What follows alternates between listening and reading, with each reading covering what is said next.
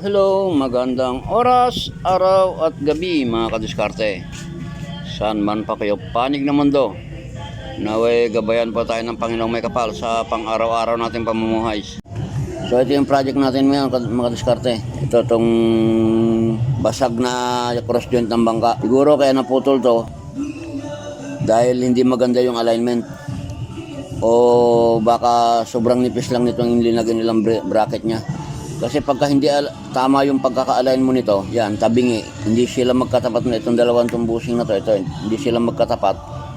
Talagang malakas ang vibration yan pag umandar. Hindi lang yun ang magiging aberya ng bangka mo pag malakas ang vibration nitong cross joint pag hindi magandang alignment. Hihina pa yung takbo niya. Hihina yung takbo, malamang sa hindi, masisira pa yung mababaluktot pa yung shafting, yung ehe ng LC.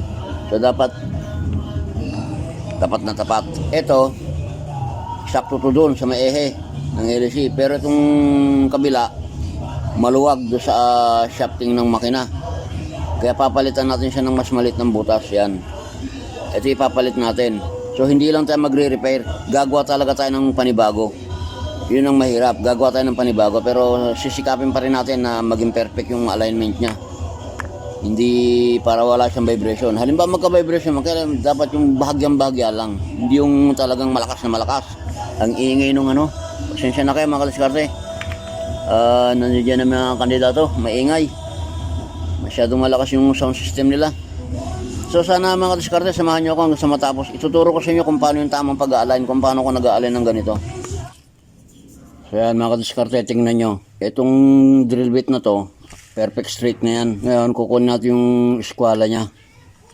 Titignan natin kung talagang pantay siya. Kung talagang nakatayo siya.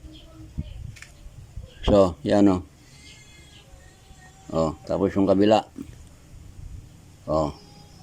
Diba, pantay? Oh, kunin na dito sa kabila. Bali, 4 lang naman na sulok ang kukunin natin. O yun, dito, hindi pwede. Medyo malayo. Pagka ganyan, ang dapat gawin, paluwagan lang natin itong mga tornilyong ito. Paluluwagan lang natin yan. Yung mga yan, yung 4, para may align natin. Yan. Makukuha talagang tayo niya.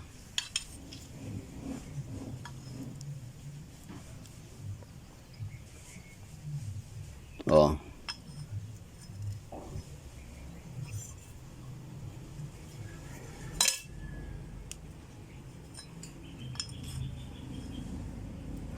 So yan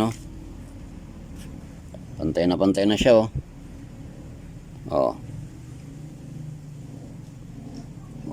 pasok na, di ba? Pagka pantay na, pwede nating higpitan itong mga to.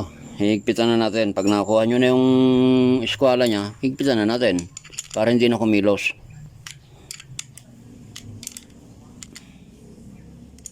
Yan, higpitan na natin lahat para hindi na siya gumalaw-galaw. Ayan, mahigpit na siya. Pwede natin hugutin to. Diba? Hugutin natin bago natin ilagay ito. Yan, talagang hinanapan ko siya ng washer. Nakakasya doon sa butas, kabilaan. Para pagka linagay natin tong pag pinasok natin doon, antimano, nasa sentro agad siya. Wala nang nibel-nibel. Wala nang yan. Eskwala. Nakasentro na agad siya. Sentro na dyan. Sentro na rin doon. So, ibig sabihin talagang perfect na tatayo niya. Bago ibalik dito. Yan.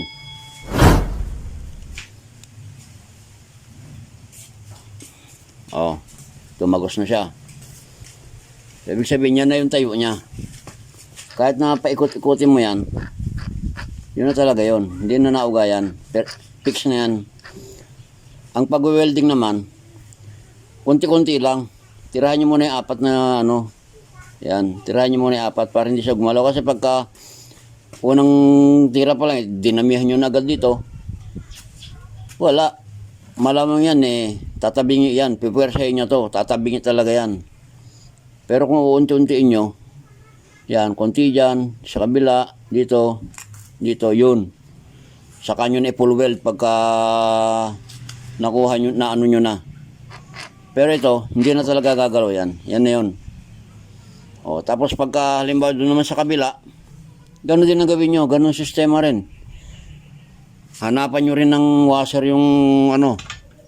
Ito yung nabali, tingnan nyo ito yung nabali. Ito yung ipapartner ko rito.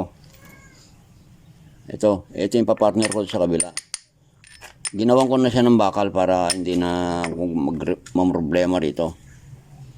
Yan. Ganoon din ang gagawin ko. Hahanap din ako dyan ng pwede kong gawing spacer para hindi siya gumalaw-galaw. Kabilaan, tatanggalin ko na lang to.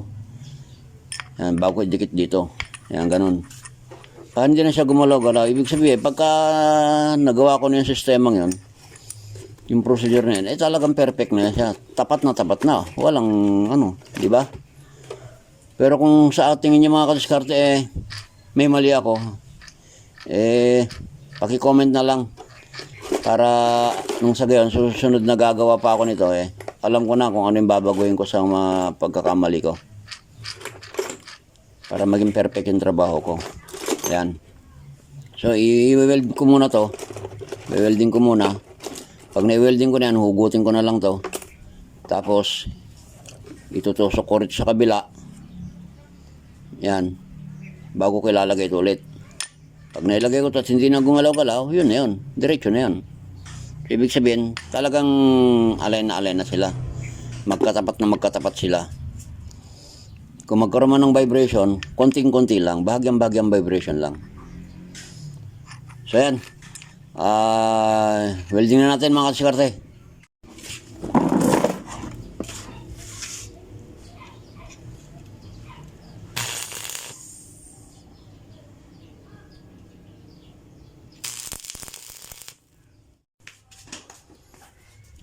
So yan, nilagay na itong isa. Tapos itong kabila na lang. Ganong proseso rin. Katulad ng kung ano yung ginawa natin dito sa isa. Ganon din dito sa kabila. Para talagang sentrong-sentro. Hindi siya tabingi. Ilalagay din natin ito rito. Yan. Tapos ito ilalagay mo na bali. Yan. Para malitan natin. Ito. Masyadong malaki.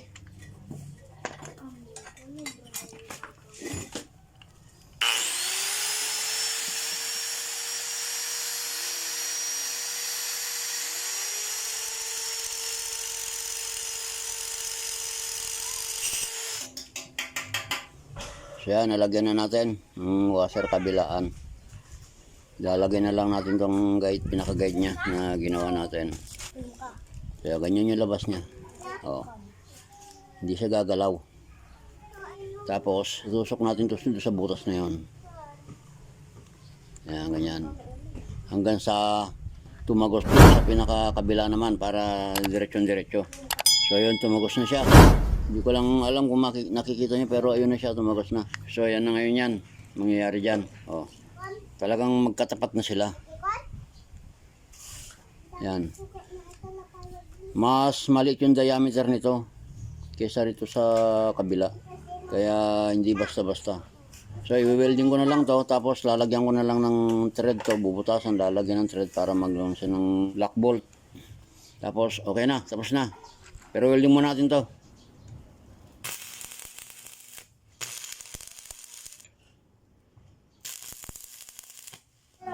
So yan, i-welding na.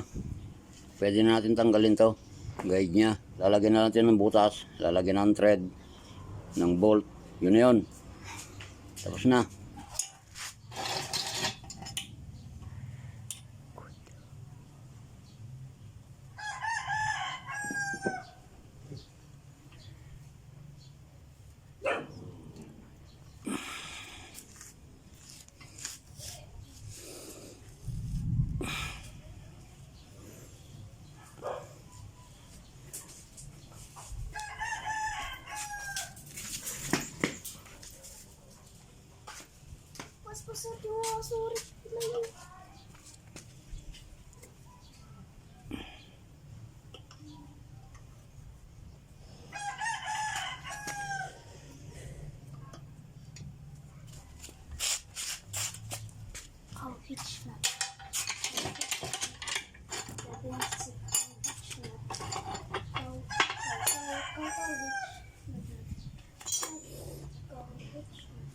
So yun, may thread na siya. Oh. Naka-thread na siya.